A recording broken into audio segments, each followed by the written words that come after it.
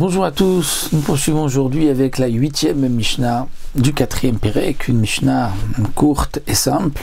Hoaya Omer, il avait l'habitude de dire, c'est à la suite de la Mishnah précédente, Rabbi Ishmael rajoute, bien que Rabbi Ishmael nous avait dit qu'il vaut mieux s'abstenir d'être juge, ici Rabbi Ishmael vient dire Al Teidan Yechidi, bien que tu peux, comme dit le Barthénora, si tu es toi un mumché, c'est-à-dire tu es compétent, tu connais, tu es savant, tu pourrais juger tout seul, tu n'as pas besoin d'autres personnes pour juger.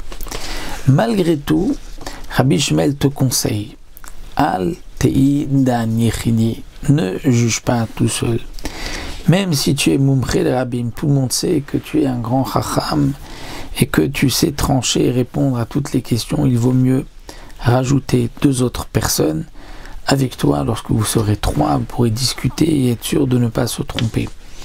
Et à ce moment-là, ça montre la véritable responsabilité du Dayan. Parce qu'il n'y a que un Akadosh Baruch Hu qui juge tout seul, Yechidi.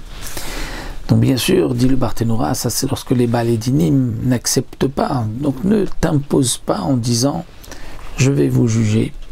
Mais si les Baalei Dinim disent Rav, on veut votre psak, on est prêt à accepter ce que vous avez à dire, dans ce cas-là, dit le Barthénora, il n'y a même pas de midat chassidout de refuser.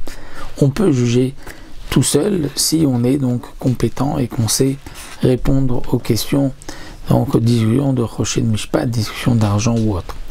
Val Tomar, et dit le Barthénora, même dans le cas où tu as associé avec toi 2 autres personnes, alors que tu n'avais pas besoin, ne dis pas Kabloudati, acceptez mon idée, ma pensée.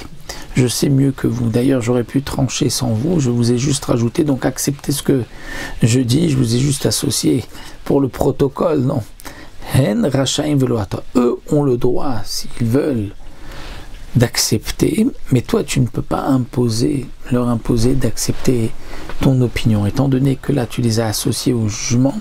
Donc, il faut que la réponse, le jugement soit tranché par les 3 et chacun doit réfléchir et exposer son opinion, sa position, et à 3 vous allez en discuter pour ensuite trancher en fonction de la majorité, mais tu ne peux pas imposer et dire Kibloudati, accepter ce que je dis, même dans le cas où tu les as associés alors que tu aurais pu donc trancher tout seul. Tu as dit Midat Chassidout, je l'ai pour aller au-dessus du din, faire quelque chose, d'acte de piété. Tu as dit je rajoute 2 autres dayanim, donc tu dis mais j'aurais pu trancher sans vous, donc acceptez ce que je dis. Non, une fois que tu les as associés, tu dois tenir compte de ce qu'ils disent et ils trancheront, et même s'ils sont 2 contre toi, à ce moment-là on ira en fonction de la majorité.